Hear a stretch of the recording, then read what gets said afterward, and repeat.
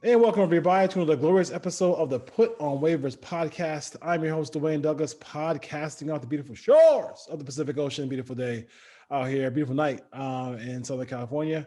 A little nervous. I'm always nervous the day before I fly. Got to fly back east. God, I can't. I'm not a plane person. I could have played. If give me a little mohawk, I could have been B.A. Baracus and the A team. Give me some like they give him a little milk and he would just go right out. As far as that, I'm not a good flyer, but I will have to trudge through it. My partner Ryan Holmes is here with us on the Put on Waivers NFL show. Ryan, how you doing today? I'm doing good. Like you said, it's a beautiful night in Southern California. I'm Oh, kind it's of the beautiful. same way when I fly. I get a little bit nervous. I'm a aisle guy though. Got to sit in the aisle. For some reason, I Yes, think it's really? safer there, but Is yeah, it it's weird. That's funny. That is It weird. shakes Yeah. less during turbulence in my mind. Yeah, that's a good one. I like that one. Our RTPOW podcast is my Twitter handle, and Ryan's is RHOLM22 on Twitter, Instagram, all that good stuff. Catch us on Facebook as well. Catch stuff on Facebook as well. YouTube. Thank you for listening and watching as well. So and all the folks who are listening in Virginia Beach, Paris, Texas, Cincinnati, Ohio, Los Angeles, California, and Chicago, Illinois. A certain wide receiver who was probably one of the best wide receivers of all time, and had one of the most amazing, ridiculous catches in history in the Super Bowl, which should have nailed down the Super Bowl. His brilliant offensive coordinator kind of messed that game up a little bit, but nobody mentions that when they talk about Kyle Shanahan. Julio Jones gets traded, so Julio Jones gets traded. The Falcons, people are like texting me saying, "Hey, they didn't get enough." At the end of the day, when you're Ryan, when you're trading it in their position and you're not trading from a position of power, you're not gonna get you're not gonna get you're not gonna get that from them, right? No, they were never getting a first round pick, and when that was floated that they had an offer of a first round pick and no trade was consummated quickly, you knew they were just trying to create leverage, which they didn't have any. There may have been a first round pick, but it was probably similar to the Raiders Mac trade, where a team would be sending back a second to get that first, where it'd basically be a swap. But at 32 years old, he's been hurt a lot lately. And more of it was the contract. The Falcons weren't going to eat any of that money. The team that was bringing him in was going to have to be able to fit $15 million under their salary cap this year, which in a COVID year where the salary cap went down, you're just not going to get that for a 32-year-old receiver. And it doesn't matter how dominant he is. Yeah, no question about that. I mean, I like him. I think he's fantastic. I think he's going to a good place in Tennessee. I think Mike Vrabel, I give him a lot of credit because for a guy who's been there for a short period of time, he already has a coaching tree already. LaFleur was his offensive coordinator. Interesting fact that he didn't even know LaFleur. You talk about the old boy network and people knowing personnel guys. He didn't even know him. He didn't really meet him, but he just they interviewed him, they liked him, and they had hiring him. He gets a job in Green Bay. Then they end up with Arthur Smith. He gets a job in Atlanta, and now a good friend of ours is now the offensive coordinator there, Todd Downing. But talk about Vrabel and just his program is pretty good right now. Defensively, they've struggled since he's been there, surprisingly, but offensively, they've been really good. Well, they have really good players on offense. And they struck gold with Arthur Smith, who they promoted from the tight ends coach. Turned out to be able to fit the strengths of that team. And the offensive coordinators they've had have built it around Derrick Henry. So they've had a bell cow in the backfield that they could establish to run with, which sets up perfectly with Ryan Tannehill and throwing the ball down the field on play action. They struck gold again in the second round with A.J. Brown. LaFleur, I believe, came from the Rams. I want to say he was with McVay for a little while. Yes, he was. And then he only spent the 1 year, I want to say, in Tennessee before Green Bay hired him away. And then, like I said, that they got it right with the Arthur Smith promotion. So he's 2 for 2. You hope the defense can turn the corner there. I just don't think they have the playmakers they need to do that, which is surprising for Mike Vrabel team. But he's had some offensive coaches have some success there. I would be surprised if that continues with the latest offensive coordinator who they're trying to promote from the tight ends coach, same as Arthur Smith. But I do have a lot of questions about Todd Downing taking over. Let's start with Todd. So from the emotional part of it, I'm not one of these Raider fans who like wish people bad luck when they leave their team. If it didn't work out, it didn't work out. My thing with the whole thing with him with the Raiders was Musgrave was fine.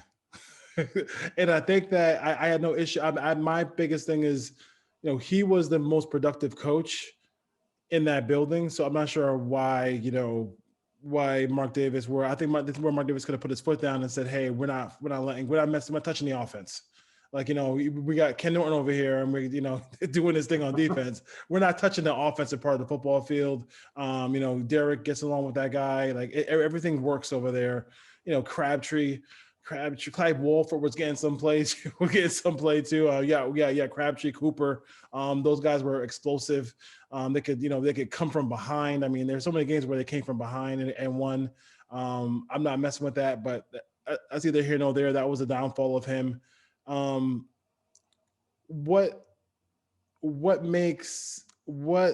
should a Titan fan feel good about, they got the talent, because the Raiders had talent too when they took that team over.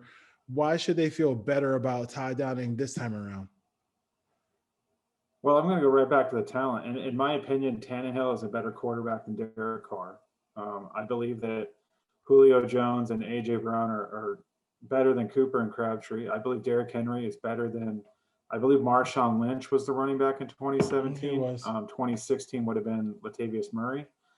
So overall, there's better skill position talent and a better quarterback. So it's going to be hard to mess it up for Downing. But the one thing you can say for the Raider fan and me and you as well, a lot of people talk about, the Khalil Mack trade is a heartbreaker. I also think letting go Bill Musgrave after 2016 would be the second biggest heartbreaker in the last You don't touch the years. Yeah. No. If the way they ran the offense, he just did some really cool things. And I just felt like it was working perfectly fine. And then you had two receivers who you were just feeding the football to. Cooper was the big play. Crabtree was just a marvelous red zone target for Derek. I mean, I was at the game in Baltimore where he scored 3 touchdowns in that ball game. I mean, he just let those guys cook. Carr, Cooper, and Crabtree. But listen, that had much to do with 2017 not being like 2016 than anything else, right? Yeah, I have the numbers. I'll run through them here real quick. I think there was better talent on the 2017 because they had Jared Cook instead of Clyde Wolford. Yes. And they had Marshawn Lynch, even though it was the end of his career, over Latavius Murray. But the rest of the pieces were all the same outside of the right tackle. Offensive line was solid. 2016, Austin Howard was the right tackle. 2017, Marshall Newhouse. So, yes, there was a downgrade at right tackle. But everywhere else you could argue was equal or better. Mm-hmm. What it comes down to is Musgrave, he took shots downfield. The offensive line protected really well, but Derek Carr did not turn the ball over with Musgrave. He had 6 interceptions and 5 fumbles. There was definitely a rift in the building somewhere between Musgrave and Del Rio. I'd love for someone at some point to come and tell us what really happened, because I would love to watch the 30 for 30 on what really happened between Musgrave and Del Rio. Do you remember the moment where it changed that year? I don't personally know. I think it was 2016, the game they lost at Kansas City, Sunday Night Football. The game where Cooper was spider wire. Yeah. The spider wire. Somehow Derek. that's when I felt like we're never going to win a game ever in Kansas City when that happened. I was like, Cooper's by himself, 25 yards on the field. Carr sees him, and then it hits the spider wire. But he wanted to quote unquote run the football a lot more in that game. And that was kind of the downfall. And I think I'd be very worried when a defensive head coach, and that's why I'm a little bit worried about Carroll talking about running the football, a lot in Seattle. The answer isn't always running the football. The strength of that team was being dynamic in the passing game with Carr, with Cooper, with those Carr, Cooper, and Crabtree. And that was just a weird dynamic. Also, Mike Tice's influence in that building was huge.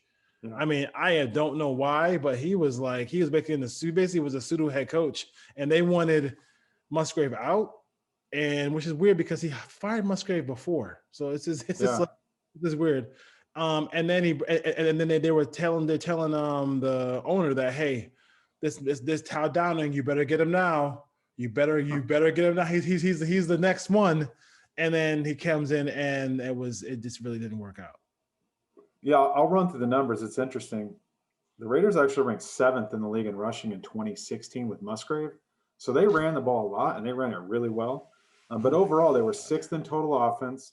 They were 13th in passing. 6th in rushing. They were the 6th best rushing team with Latavius Murray. If you remember the Denver game, they ran for over like 250 yards. Yeah, remember that very well. Sunday Night Football. They were 7th in scoring. So they were passing the ball in the top half of the league. They were one of the best 6 teams running. They were one of the best 7 teams scoring. Yeah. Musgrave took a lot of shots downfield. He ran a lot of switch releases with the wide receivers, which really worked with Cooper. Seth Roberts was a serviceable player in that offense. And do you remember? Did you remember that wheel route he threw to Alawale in the Jacksonville game? I mean, that's. Go ahead. It's just so good. It was so good. If you look at the advanced statistics, their adjusted net yards attempt in 2016 was 7.2, which is pretty high. So they were throwing the ball down the field. It's interesting though when you look at the third down percentage, it was actually better in 2017 with Downing. And the touchdown percentage was 1% better with Downing. The only problem was they only got in the red zone 34 times in 2017 versus 56. And 56 times? 56 times in 2016 they were in the red zone. So they scored a touchdown on 57% of those. That's a lot of touchdowns. But if you just look at the raw numbers under Todd Downing, they went from 6th in offense to 18th. They were pretty similar in passing, 13 to 16. The problem was the running game. They went from 6th to 25th. And then the limited red zone, they were 23rd in scoring. So Todd Downing took a team with better skilled players and made them basically a bottom third offense. But Derek Carr turned the ball over a lot more. He threw 13 interceptions in that offense, and he fumbled 8 times. And I think with Derek too, like you cannot, if you try to just be like, I know the check down Charlie thing, but like if you, I don't care who the quarterback is, if you sit there and try to throw short consistently, these players are too smart. They're going to jump them. They're going to jump those routes. Absolutely.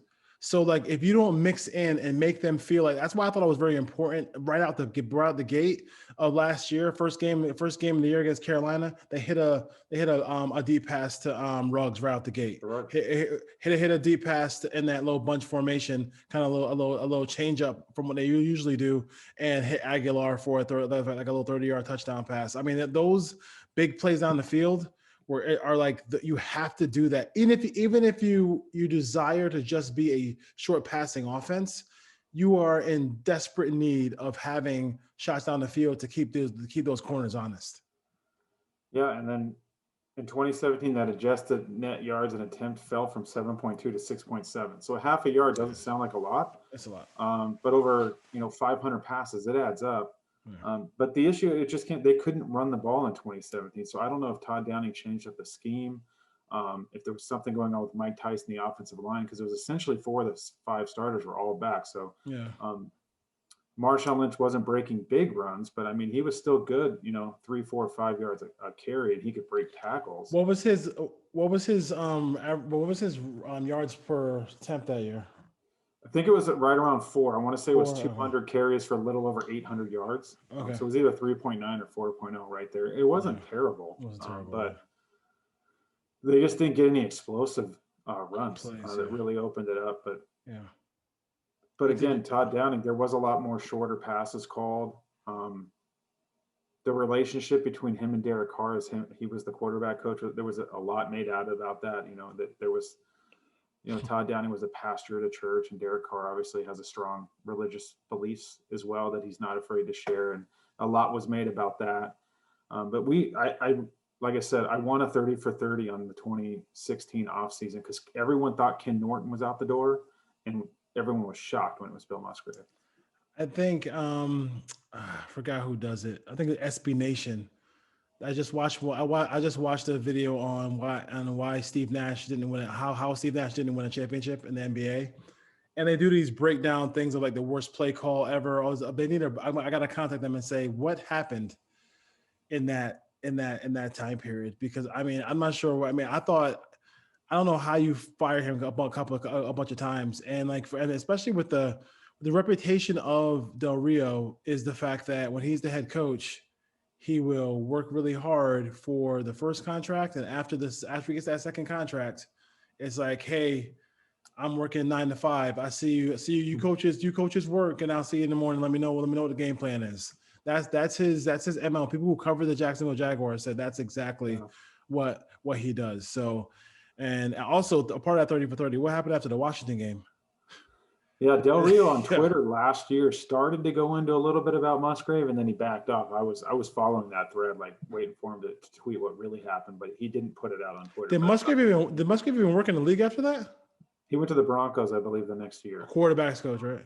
Yeah, so he went to Denver, and then he was out, a year or two out there. But that's crazy. Yeah, they were humming in 2016. That was a fun team to watch. That was Derek's third year, and that's when you thought, okay, you might have something special here. And yeah, they did. It hasn't been the same since. Yeah, and obviously, the injury, the broken ankle against the Colts was an issue there. And I also think that like the injury he had against the Bronco game, in 2017, where they kind of is back, right? And I think they kind of pushed him back a little bit faster than that was week 4, and he missed 2 games. Yes, one or 2 games. Like he may have been back. I think he missed 1, and then it was a Charger game. They kind of forced him back. But I think one thing that I thought that when this week we lost Jim Fossil, right? Jim Fossil, right? And he was a former Raider offensive coordinator as well. And I thought about him because I thought about him and Musgrave, because when the league wants you out, they just want you out. Because talk about 2 guys who really deserved an opportunity to continue to coach and continue to call plays. Like the numbers show it. Like it just made no sense for Musgrave not to have another job. Fossil towards the end was begging for the opportunity. He was in line for a job with the Raiders. Maybe his name came up a couple times. Maybe to get a head coach, and I would have loved that. I mean, look what he did in New York. I mean, did he take over for Hanley in New York? I don't remember. I'm not sure who he followed. I'm not follow, but like his tenure there, he led a team that had Kerry Collins at quarterback, and they went to the Super Bowl. Like, they lost to an all-time great team, and a play here, a play there, they might have been able to beat the Ravens. But that's what happened. And I feel like if people like that, when the league doesn't want you in the league, it's crazy. Like they just don't want you anymore. And they throw you to the wayside, which is crazy for somebody like Jim Fossil and Bill Musgrave. As far as the whole Downing thing goes, offensive philosophy, it was like really 1 year. I mean, I didn't really kind of dive in. I mean, like he just basically, I mean, is he just like maybe just coming up with like some plays here and there off of the Arthur Smith and LaFleur playbook? I mean, you really can't screw up this running game. I mean, if he starts messing with this running game, that's going to be like a mess. Yeah, I just remember, thinking back of hearing quotes from some players around the league and even on the Raiders when Downing was there, just saying it was like an elementary school offense. Like the other teams knew the route combinations. It wasn't very diverse. It wasn't sophisticated. Mm-hmm. Clearly, he's going to have to change that up, and hopefully he's learned since. And I believe he went to Minnesota. Yeah. I want to say he was in Buffalo even after with the Raiders, and then obviously he's with Tennessee now. But it's going to be really hard to mess this up. I would expect the Titans to go heavy 12 personnel with those 2 wide receivers, with Jones at the X and Brown at the Z, and just try to run the ball with Derrick Henry and then play action and throw it down the field, because you're going to get one-on-one matchups with both of those guys on the outside if they can establish the run. My only concern is to go 12 personnel. They don't really have any dynamic tight ends on that roster. Those 2 guys are probably going to be Fursker and Swain, a couple of veterans. Yeah.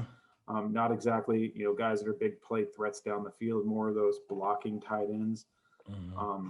This team would be even better if they kept Jonnu Smith and had another dynamic tight end receiving option. Mm-hmm. They don't really have a slot receiver if they want to go 11 personnel. So I would assume this is going to be a heavy 12 personnel team. It'd be a great team to pick up a veteran tight end that gets released or maybe is available that can be a pass catcher for them. But they're going to be scary because you can't double the outside guys if you have to put 8 guys in the box to stop Henry. Yeah, and I think it makes sense. I mean, the move makes sense for both teams. I think it also makes sense for the aspect for the Titans that, hey, how many rushes do we think are available in that I know Henry has a huge body, but like, I mean, after a while, it does just happen. I mean, he has 700 carries the last couple of years. I mean, he has a lot of carries. And Eddie George was the same way. Like he was dominant for years, and then boom, he hit the wall. It wasn't a slow, gradual decline. Like when those big body guys hit the wall, it just happens. Off the cliff. Hopefully for Derrick Henry, it's not this year, but it's coming in the next year or two. Exactly, and I think that I do think the one thing I do like about Tennessee is player development. We talk about that with our team and stuff like that. Is Corey Davis a little bit slow to get it, and then finally came onto the scene. Got a new contract with the Jets. Of course, he got hurt playing for the Jets, of course, but he's already hurt. But we didn't take long. But AJ Brown as well. His development. Jonnu Smith kind of worked what he did into a big time contract. So I think that's pretty. Tannehill. I mean, listen. Nothing when they got him. And I'll say this, and I'll say it again. The Tua better be good because they had a quarterback right there and they got rid of him and they traded him and they also didn't draft Herbert. They drafted Tua instead. So this is an opportunity for Tua really has to come through for this organization, and he just has to. There's no other way to really talk about it and be about it. I did come across something today that I didn't get a chance to send it to you. As far as winners of the trade, I mean, the trade is, I think it's a good trade for both teams. It makes sense. I think for the Falcons part of it, Gage and Ridley are going to be guys, especially Ridley has been explosive the last 3 or 4 years. So that made that trade a little bit easier. He's going to be the guy anyway. So we'll see what happens as far as that goes. His numbers are sick. Calvin Ridley, especially in the red zone. From the Falcons' perspective, I don't understand this trade in that if it's true that he requested a trade in March, and they knew he wasn't going to be a part of this team, do it then. Why continue forward with Matt Ryan and not get that quarterback when you're picking fourth? I know we've talked about it, but I talked to a Falcons fan who's a friend of mine yesterday, and he was livid. He's like, if we were getting rid of Julio, why did we not draft a quarterback? And I'm like, I'm there with you. You're going to get another 2 years out of Matt Ryan, and you might win 7 or 8 games, and you're picking in the late teens. You're not going to get a chance at a quarterback again, and then you're basically looking at quarterback purgatory, unless you strike gold somewhere in the last half of the first round, which doesn't happen very often. Yeah, it's going to be tough for them. They had their pick of a couple of different guys who look like they're going to turn out to be pretty good, hopefully. Yeah, I would have taken Fields. Dude, I mean, like we talked about it before. I mean, listen, I love the young tight end out of Florida. I think it's gonna be a dynamic player. But I've seen those kind of types in the league before, and they sometimes don't pan out. So let's be careful before we put too much on him. Being crazy dynamic. But I mean, listen, Arthur Smith has a guy. I mean, he had Jonnu Smith. So maybe he kind of sees that as well and being that perfect fit for that offense. Let's see if I can find this here. So here it is. I'm going to show you this. So on Pro Football Focus, I don't know, did you see their list of top offensive play callers? Did you see that? I did. I saw who was 4th on that list. I did. So let's start from who's 6th on the list. So right now it's Brian Leftwich. So hey, okay, Brian. Good. I hope Brian gets some love. I never forget that scene. What wasn't it? Did he go to Marshall or something like that? And then he was getting carried. Broken leg. Ankle, yeah, getting carried down the field. I appreciate that. Joe Brady. On a side note with the Byron Leftwich, this hit me yesterday when I was driving. How much money has Tom Brady made people in Tampa in 1 year?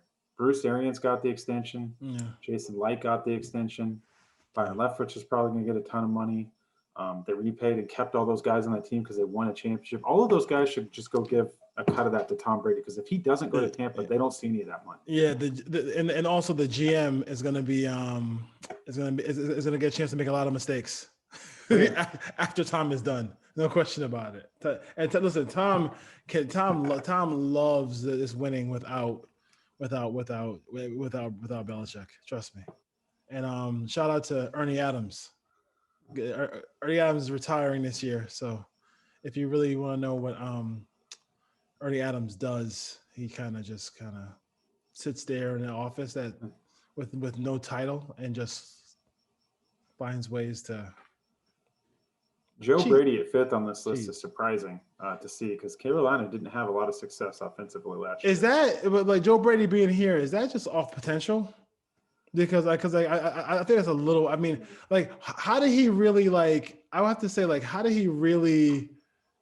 Is Sean Payton on this list? Because you can't tell me that Joe Brady right now is a better play caller than Sean Payton. Because I don't see his name on there. Let me see if it's Reed Moore. If it's Reed Moore, if I can have more on here. I don't think it's Moore.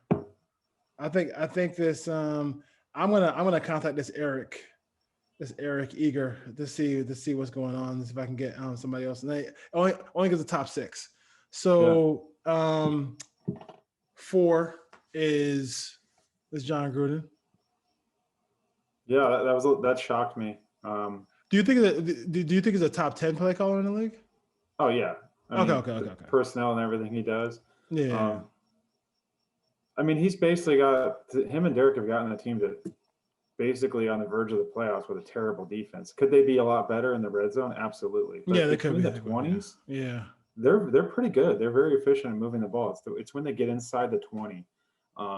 And if I'm putting play callers on the top 5 or top 6 in the league, they need to score touchdowns, not kick field goals. Yeah, I mean they were top 10 last year, and like 27 points a game, but that could have been even more. But when I look at the top 10, I think the Titans were the only team that I could say really played that style where the defense was just horrible and they just kept on winning and still made the playoffs. A lot of top 10 teams had a little bit more balance, but I mean he created that non-balance by trading by trading Khalil Mack, who in 2016, I know we keep bringing it up, but Carr would get a lead, and then Mack would be the Mariano Rivera and close it out. A la the game against the Panthers. He always find a way to get a sack to close it out. Andy Reid, I think Andy Reid is is perfectly fine where he is. That's fine. Yeah. He could have been 1 on this list.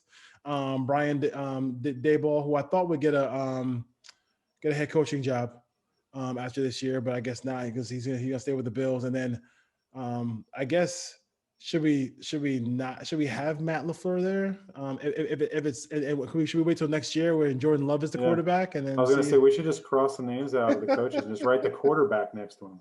Because that's essentially what this list is for the most part. Are they? I mean, yeah, I know. I thought the thing, the Joe Brady thing has to be on just potential. Like, got to be good potential because that's just weird to me as far as that goes. Other news, I guess Watson is telling people that he wants to go play for Denver. I mean, listen, that sounds great. Just handle that legal stuff first, cousin, before you worry about where you're about to go play football. First it's Rodgers, now we have to worry about Watson. So. Yeah. I mean, it's that all 22 isn't the film you got to worry about right now, Deshaun. No, he's got other issues. Yeah, other issues. The other guy, some guy in Green Bay. Like, listen, at the end of the day, like I said, we talk about it back and forth every week, and it's kind of like a whole thing where it's a Rodgers report every week. Again, like nobody talks about it, but the team really holds the cards. Like, I mean, I know that people don't want to hear that part of it. I think it's not like an NBA situation. Even in the NBA, the team holds the cards. It's just that they feel like they have to get these draft picks, which you're never nothing. It's turned into nothing because nobody's ever going to remember who Anthony Davis was traded for. Nobody's gonna remember who James Harden was traded for when the Nets won a championship this year. Like, nobody's gonna remember that. So, just think I think he's doing his thing. I'm not sure what they're gonna do money wise if he keeps sitting out. The fines just keep piling up, right? Supposedly they are, but all indications are they're probably going to forgive some of the fines just to stay on his good side. Because everyone's talking about they can. No one's actually said they're going to. If the Packers wanted to dig their heels in, they could just come out right now and say, okay, we're fining him $93,000 a day or whatever it is for missing these camps. I haven't heard that. See, that's why I want the presser. Yeah. I want the presser. I want the presser. If I'm Mike Murphy, I'm having a presser, and I'm gonna say, I'm not even gonna allow the media to ask me a question. I'm just gonna say, we love Aaron Rodgers. We want him to be our quarterback for as long as he possibly can play football. We need him back, and I'm ready to rip up his contract and give him another contract, and then walk off the stage. I'm ready for Aaron Rodgers to show up in the James Harden fat suit. That's what I'm waiting for. Could you imagine? Did he really do? I mean, no, that was NBA players got a lot of time on their hands. Yeah, but I mean, that's what I would do, and then that just puts the ball in his court. I mean, he's not going. I mean, they're not trading him. Then they're not trading him. They're not trading him. So they're not worried about that.